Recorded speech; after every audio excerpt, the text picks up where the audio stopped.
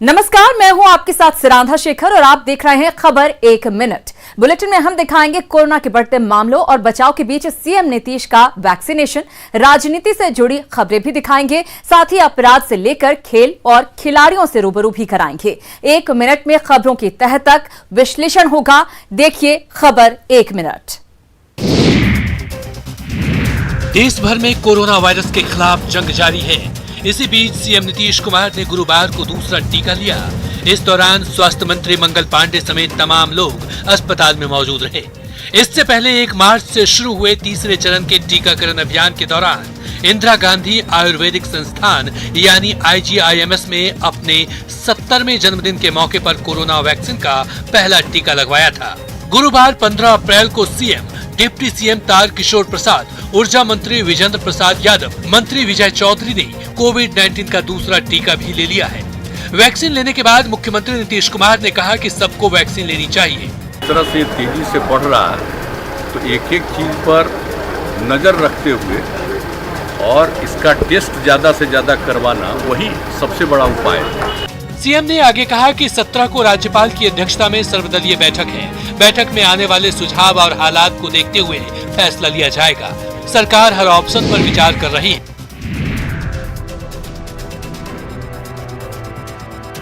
बिहार में कोरोना के बढ़ते मामलों के खतरे को देखते हुए खास निर्देश जारी किए गए हैं। महाराष्ट्र, पंजाब और केरल से आने वाले यात्रियों को RT-PCR जांच साथ में रखनी होगी और रिपोर्ट नेगेटिव रहने पर ही उन्हें बिहार में आने की अनुमति दी जाएगी। ये रिपोर्ट 72 घंटे पहले तक की होनी चाहिए। पटना जिला प्रशासन के इस फैसले का यात्रियों ने स्वागत किया है। यात्रियों का कहना है कि कोरोना पर लगाम लगाने के लिए ये जरूरी है। ये जो गवर्नमेंट ने ये बोला, जैसे कोविड जो चीज मानना है वो मानने से हमको लगता है कोई दिक्कत नहीं है। मानना चाहिए। दरअसल कोरोना का दूसरा वार बेहद खतरनाक हो गया है। आंकड़े अब डरावने नहीं बल्कि जानलेवा हो चुके हैं। ऐसे में बेहद ही सतर्क रहने की जरूरत है। खासकर बिहार में हर दिन बढ़ते मामले चिंता का सबब बन चुके हैं।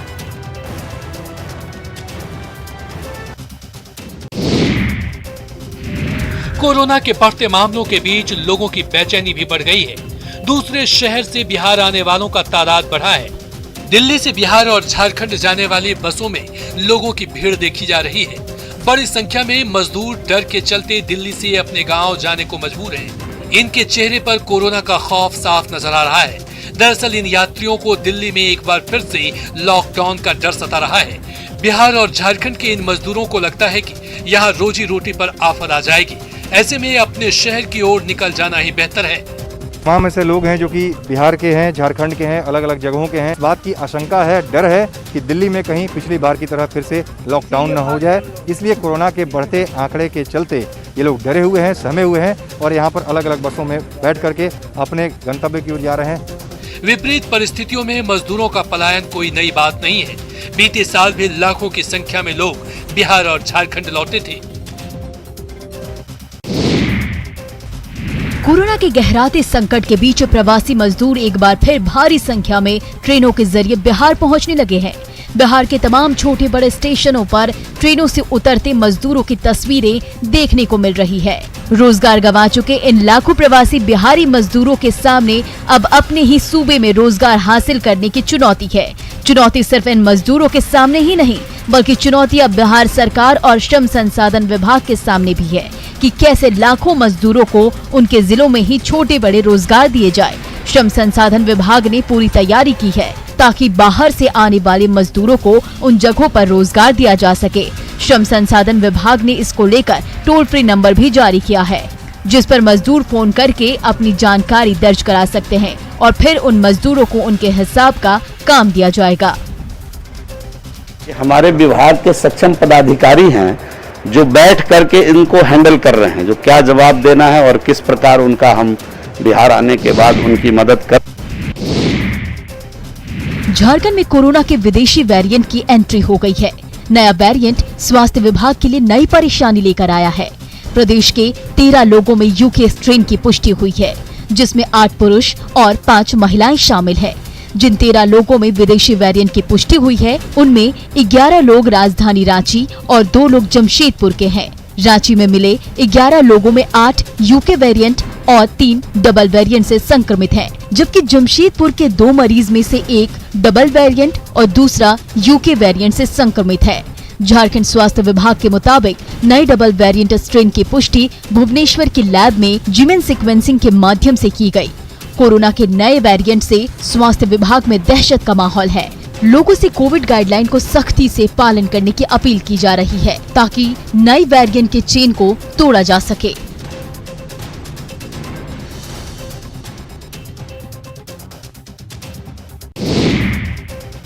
कोरोना पॉजिटिव की संख्या लगातार बढ़ रही है। भागलपुर के JLNMCH में भी मरीज बढ़ गए हैं।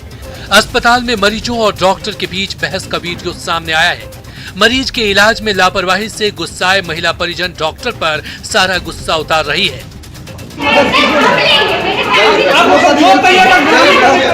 हालात बिगड़ने पर एक कोरोना मरीज को JLNMCH में ICU में एडमिट कराया गया था, लेकिन उसकी देखरेख के लिए ना कोई डॉक्टर अस्पताल पहुंचा और ना किसी नर्स ने ईमानदारी की।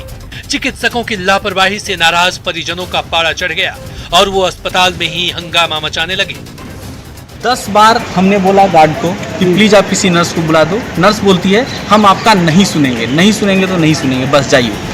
JLNMCH में ICU में कोरोना मरीजों के लिए डॉक्टर से लेकर नर्स तक किसी के पास फुर्सत नहीं है। हंगामा बढ़ने पर बरारी पुलिस भी मौके पर पहुंची। मरीज के परिजनों ने अस्पताल प्रबंधन पर लापरवाही का आरोप लगाया है। पुलिस प्रशासन हो गया हो, पुलिस या गंदा का FIR वापस लेना होगा। कोरोना के बढ़ते संक्रमण के बाद बिहार में स्कूल कॉलेज के साथ कोचिंग संस्थान बंद है, लेकिन कोचिंग संचालक छात्रों को ढाल बनाकर आंदोलन कर रहे हैं। खगड़िया में कोचिंग संचालकों ने छात्रों के साथ प्रदर्शन किया और सरकार से कोचिंग संस्थान को खोलने की मांग की। छात्रों से प्रदर्शन करा रहे कोचिंग संचालक ये भूल गए कि कोरोना का संक्रमण काफी तेजी से हो रहा है और कई छात्र संक्रमण का शिकार हो सकते हैं। सिनेमा हॉल खुल सकता है कोरोना के साथ, तो फिर हम लोग को पढ़ाई क्यों बंद की जाएगी? हम लोग को पढ़ाई चलनी रहनी चाहिए। कोरोना के साथ तो जब मॉल खुला हुआ है, सिनेमा हॉल खुला हुआ है, तो हम लोग को क्लास भी चलनी चाहिए। कोचिंग संचालकों ने प्रशासन को चुनौती दी है कि वो कुछ भी कर लेंगे, संस्थान बंद नहीं करेंगे। बता दें कि खगड़िया में 38 कोचिंग संचालकों पर केस दर्ज किया गया है। कोरोना को दूर भगाने के लिए मास्क सबसे बड़ा हथियार है, लेकिन बार बार समझाने के बावजूद लोग मास्क पहनने को तैयार नहीं। बेगूसराय के अधिकारियों ने अब इसकी जिम्मेवारी उठाई है। मास्क पहनाने के लिए चौक चौराहों पर निकले हैं, जहां कई लोग कोरोना को दावत देते बेरोक टोक घूम रहे हैं। ऐसे लोगों को गुलाब का फूल थमाया जा रहा है और कोरोना से लड़ने के तरीके बताए जा रहे हैं। साथ ही दूसरों के साथ साथ खुद को बचाने के लिए चेहरे पर मास्क पहनने की अपील भी की जा रही है। उनको हम लोग मास्क और एक गुलाब का फूल उपलब्ध करा रहे हैं ताकि एक सकारात्मक पहल के रूप में इसको देखा जाए और लोग भी इसको सकारात्मक पहल के रूप में लें और मास्क का अधिक से अधिक प्रयोग करें। अस्पताल से लेकर रेलवे स्टेशन और राहगीर से लेकर ऑटो ड्राइवर तक कोरोना जैसी महामारी से बचने के लिए हर किसी को मास्क पहनने के तौर तरीके बताए जा रहे हैं। तो लाल गुलाब के साथ पीएम मोदी की दवाई भी और कड़ाई भी का मंत्र सुनाया जा रहा है।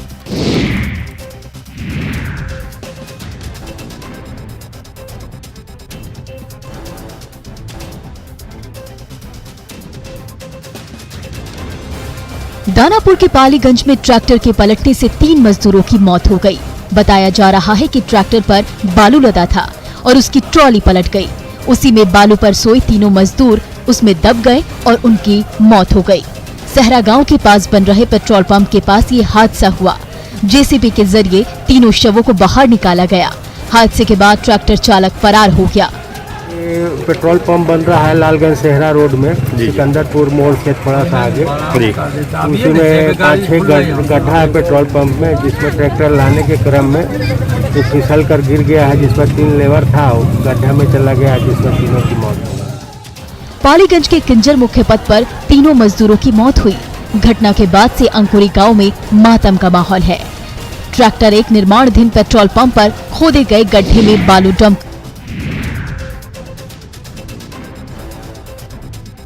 मुजफ्फरपुर में बुधवार को कुरियर एजेंसी के दफ्तर में 14 लाख रुपए की लूट हो गई। आज घटना का सीसीटीवी फुटेज सामने आया है। ऑफिस के सीसीटीवी कैमरे में अपराधियों की करतूत कैद हो गई। हालांकि ऑफिस में कई कैमरे लगाए गए थे, उनमें से एक कैमरे की तस्वीर साफ है, जबकि कैशियर के केबिन में लगे कैमरे की तस्वीर धुंधली है। हालांकि सीसीटीवी की तस्वीरों में अपराधियों का दुस्साहस साफ साफ दिख रहा है। कैमरा 1 की वीडियो फुटेज में हाथ में पिस्टल लेते हुए लुटेरे की तस्वीर कैद हुई। कर्मियों को धमकाता अपराधी वहां मौजूद कर्मियों को पीछे की ओर जाने के लिए बाध्य करता है। दूसरी तस्वीर कैशियर के केबिन की है। गन पॉइंट पर लूट, जहां अपराधियों ने उसे गन पॉइंट पर लेकर 14 लाख रुपए लूट लिए। हालांकि कैमरा खराब होने की वजह से कैशियर के चेंबर की तस्वीर पूरी तरह साफ नहीं है।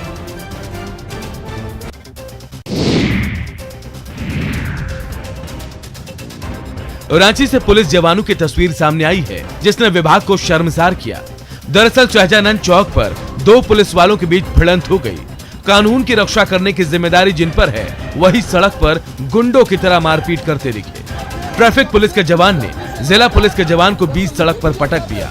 बाद में ट्रैफिक जवान ने इसका बदला लिया। इस दौरान लोगों की भीड़ कौतूहलवश देखती रही।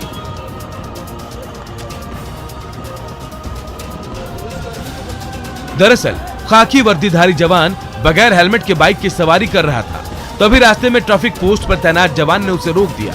इसी बात को लेकर नाराज पुलिसकर्मी ट्रैफिक जवान पर आग बबूला हो गया। दोनों के बीच गुत्थम गुत्थी की तस्वीरों को कई लोगों ने कैमरे में कैद कर लिया। हालांकि वहां मौजूद लोगों ने ही पहल करके दोनों को अलग किया।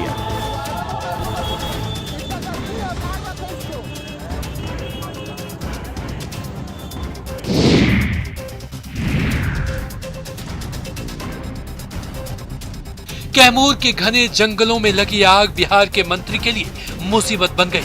दरअसल जंगल में चारों ओर आग फैल गई, जिसकी वजह से एक एक सूखे पेड़ और झाड़ियां झुलस रही थी। उसी समय उधर से गुजर रहा बिहार के अल्पसंख्यक कल्याण मंत्री मोहम्मद जमा खान का काफिला आग के बीच गिर गया। घटना तब हुई जब मंत्री जमा खान का काफिला चैनपुर से अधौरा प्रखंड की ओर जा रहा था। तभी सड़क के दोनों ओर फैले जंगलों में आग भड़क गई। चारों तरफ अफरा तफरी का माहौल बन गया। मंत्री के साथ सफर कर रहे सहायकों और सुरक्षा कर्मियों के होश उड़ गए। आग भड़कती रही और मंत्री का काफिला 4 घंटे तक खेत में रुका रहा। तभी अचानक हवा का रुख बदला और आग की लपटें शांत हुई, जिसके बाद ही मंत्री जी की गाड़ी के साथ साथ दूसरी गाड़ियां आगे बढ़ सकी।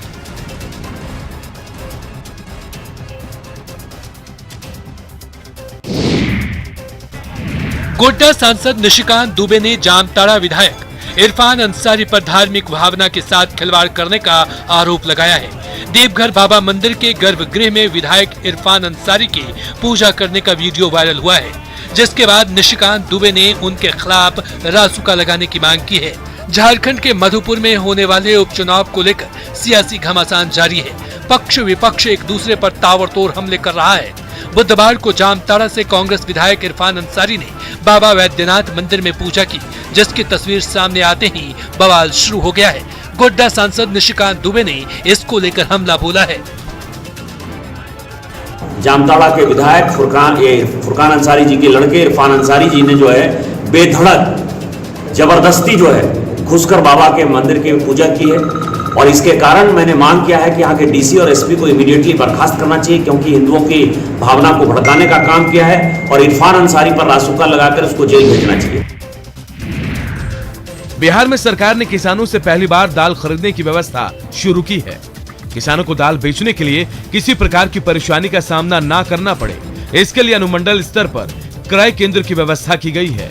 इन केंद्रों पर दाल बेचने वाले किसानों का निबंधन के साथ दाल खरीद किया जाएगा। खाद्य एवं उपभोक्ता संरक्षण विभाग की मंत्री लेसी सिंह ने बताया कि इस बार लगभग 5 लाख क्विंटल दाल की सरकारी खरीद होगी, और इसके लिए किसानों को नेफेड की साइट ई समृद्धि पर निबंधन कराना होगा। अपना जो दाल है वो किसान जो है सरकार को बेच सके, और इसके लिए जो समर्थन मूल्य है वो भी काफी बढ़िया तय किया गया है। दाल की खरीद राज्य खाद्य निगम 15 मई तक करेगा।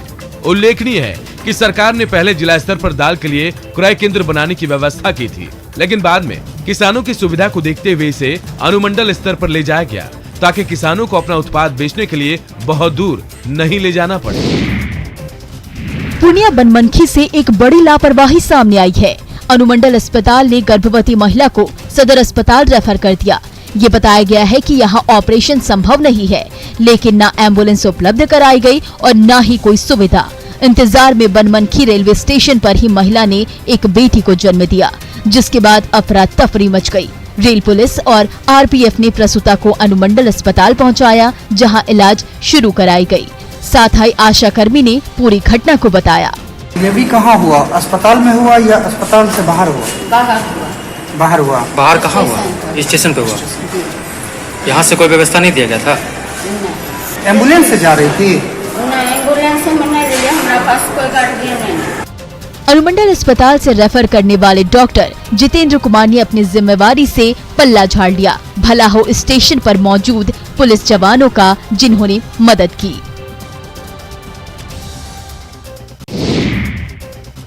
मधेपुरा से बदहाल सिस्टम की 2 तस्वीरें सामने आई हैं, जो हकीकत बयां करने के लिए काफी है। तस्वीरें बता रही हैं कि इलाज के लिए तड़प रहे मरीज को न समय पर दवा मिलती है और न एक अदद एम्बुलेंस।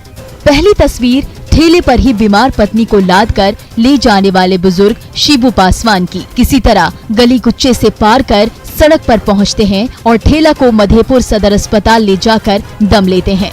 दूसरी तस्वीर है कर्पूरी ठाकुर मेडिकल कॉलेज की चमचमाती बिल्डिंग की। आंत की बीमारी से जूझ रही बुजुर्ग महिला को डॉक्टर ने दूसरे अस्पताल तो रेफर कर दिया, लेकिन एम्बुलेंस नहीं दी। मजबूरन बीमार मां को ई रिक्शा पर ही बैठाकर दूसरे अस्पताल जा रहे बेटा शंभू कुमार की।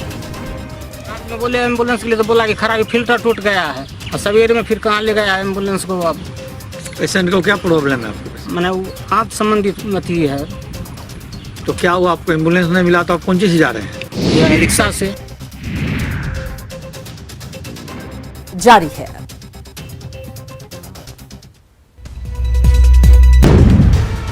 लापरवाही पड़ रही है भारी।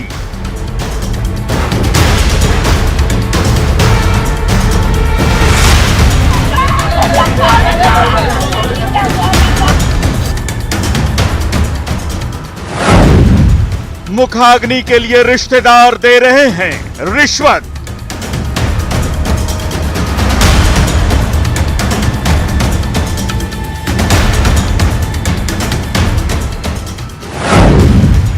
डॉक्टर कर रहे हैं तीमारदारी।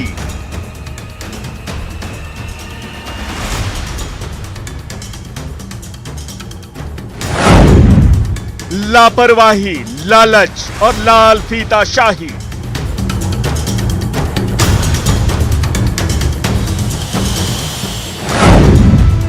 देखिए शाम 6:26 पर सिर्फ न्यूज 18 बिहार झारखंड पर।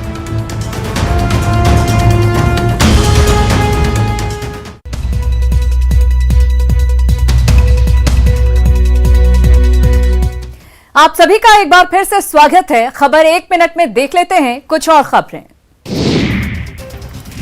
हमारे देश में प्रतिभा का गला किस तरह घोंटा जा रहा है, ये देखने के लिए आपको लिए चलते हैं गुमला के कामडारा, जहां अंतर्राष्ट्रीय स्तर पर दौड़ प्रतियोगिता में गोल्ड मेडल जीत चुकी एथलेटिक्स खिलाड़ी फ्लोरेंस बरला गुमनामी और बदहाली की जिंदगी जी रही है।